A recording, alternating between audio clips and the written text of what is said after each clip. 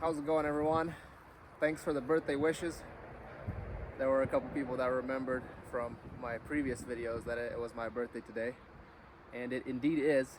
I'm 34 today, so thank you for the birthday wishes, guys. Today the topic is giant watermelon.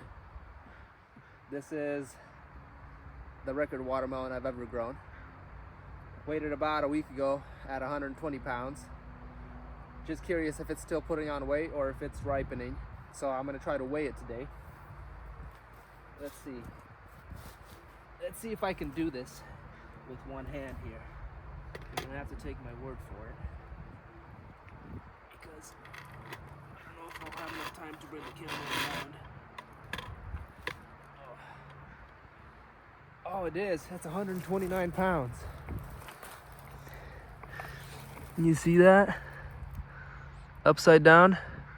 129.4 pounds. Wow. So it's still putting on weight. It was 120 pounds. Oh, hopefully it doesn't fall off. Pull this bad boy back out. I do use this scale to weigh myself, and I know it's accurate because I weigh myself every day with this particular scale. So almost 130 pounds. Maybe I'll get it up to 135 because I'm gonna harvest it on the 5th. We got a harvest celebration at church, so I'm probably gonna harvest it either way on the 5th. It looks like it's ripening up by some of the callous looking cracks and everything, but some people might be curious how you grow a watermelon this big. So let me kind of run you through how I grew it. So you begin in the spring. You prepare an area, and by the way, look at how much space this is. You need a lot of space for this.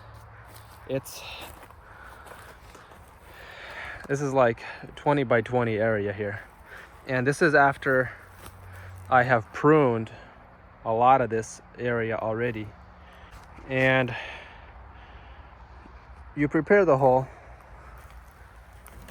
You want to ideally dig a big hole, at least 1 foot by 1 foot by like 3 feet deep. But this particular hole I dug about 6 feet by 6 feet by 6 feet deep, and I filled it with manure, horse manure, dead salmon, bunch of compost material, stuff like that. But I didn't concentrate it in any of those ingredients. I mixed it with dirt as I filled it in. So just compost, dirt, and fish all mixed in inside a hole that's about 6 feet by 6 feet by 6 feet deep. I dug the hole with an excavator. Obviously, nobody's gonna dig a hole that big by hand. And then you plant your seeds as soon as your weather permits. And you have to have, here in the Pacific Northwest, we don't get weather hot enough to germinate watermelons outdoors early enough. So what we do is you get a 5-gallon jug, you cut the bottom off of it, you sow your seeds, and then you cover them like this. Cover your seeds, and that's now a miniature greenhouse, because your watermelon seeds need at least 80 degrees to germinate, preferably 85 to 90 actually. And so if we don't get the sunshine and heat coming in, sowing your seeds will just rot them in the ground. You have to sow them just before you see a week of nice weather, even if it's going to be colder for 1 week after that. But if you see a week of nice sunny weather, sow your seeds, put this jug on it. This is for the people that are up in Northwest Washington. That's how we have to do it here. But most people in our area would be surprised that you can grow a 130-pound watermelon.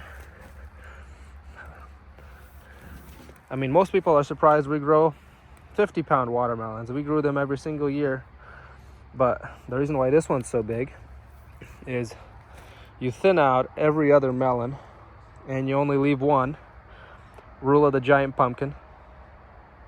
You keep thinning it the whole way around. I only watered it when the seeds were germinating, and maybe about 2-3 weeks until the plants looked like they were maybe, I don't know, 2 to 3 feet in diameter. At which point I cut the water back and I stopped watering. And I did not need to water for the rest of the season. We did get a couple rains, and when it rained, I did pour a couple buckets of water into there, but I prefer not to water at all, because what happens when we water is Fusarium fungus usually kicks in and infects the plant earlier. The reason why I don't need to water here is because we are on a wetland and the water table is just 6 feet below us. So capillary action brings the water up to the surface, almost to the very surface, if you have good soil structure in this location. So I don't need to water, but if you are anywhere else and you're not near the water table, you will need to water, and you will need to water a lot. Let's just put it that way. If you want big melons, they need a lot of water. It's infected now. I know it's infected by these type of symptoms here. The leaves will start curling. You'll start getting dieback branch by branch. I pruned, so this plant was a couple feet out in every direction further than where it is now, and the Fusarium was kicking in on the tips, so I cut all the tips off all the way around since the season's almost over. That kind of helps hold it back, since Fusarium can sometimes be concentrated in single vines, and if you remove that infected vine, it kind of relieves the pressure, the disease pressure, off of the entire plant. It kind of helps it stabilize, even though it still has the infection, but it helps hold it off and not completely dry out. I'll show you what I mean. This one here, the reason why this melon is not as big as the first one is because this one the seeds did not sprout on time in here, so I had to transplant another melon in here, and I lost about 3 weeks of time. And if you lose 3 weeks, it's basically catastrophic here. You're not going to get your melon as big as you wanted. But so this one's probably closer to 60 pounds, this one here. But these are the symptoms of Fusarium. You'll start seeing leaves dry up. You'll see entire vines. You'll start seeing the center of the plant kind of start emptying out. And then you'll start seeing one vine at a time start dying back. And it'll be more so visible when the sun comes out, and you'll see like instant wilting. And then if you see it come back when it becomes cloudy, then that's Fusarium. This is basically what happens. Fusarium restricts the flow of sap through the vine and eventually causes it to die branch by branch, and the entire vine will die eventually. So once you have Fusarium in a particular area, it's said to stay there for like 20 years. So crop rotation doesn't really help in these situations. So the reason why I could get away with it here and there, because we have never had watermelons in this area before.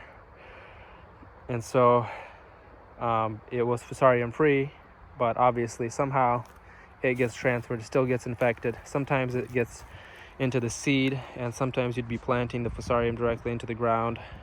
Sometimes it comes in somehow, shoe contamination, shovels, whatever. So in the future, if I wanted to grow watermelons again on this spot, I would need to graft the melons to a hybrid squash or some type of resistant rootstock so that it doesn't get infected with Fusarium. And the world record watermelons are mainly grafted. This one's not. Mainly the world record watermelons are grafted. The world record for this particular variety, Carolina Cross, is 350 pounds. I believe the record was set several years ago. Forget the name of the guy. I think it was in Tennessee. Grew a 350 pounder, one of these. And that's kind of a high number. Most people I see with record sized melons, the years after are close to 300, like 297, 270s, 250, 250, somewhere around there is a good number for these melons. So mine is 130 now, mostly because of climate here. We don't get hot enough. It's very mild here, so season is short, mild summers, also Fusarium pressure. So next year I will try grafting, but I think that's a good size for our area. Let's see, I think that's all the information that you really need to know to grow. Don't forget that you should use black plastic, some type of black plastic as a cover to attract heat, since we don't get hot enough here. And if you don't use black plastic, then your watermelons will be inferior. They will not grow as big. They won't like it as much. So black plastic is a must. Sowing the seeds on time. I sow the seeds directly in the ground. That produces a healthier plant. Next year I will have to graft, so I will be sowing them in pots and then transferring. But for the most part, every year we sow them in the ground, and we get nice watermelons in Northwest Washington. Mild climate. So thank you for watching. Don't forget to like and subscribe. I'll see you guys next time.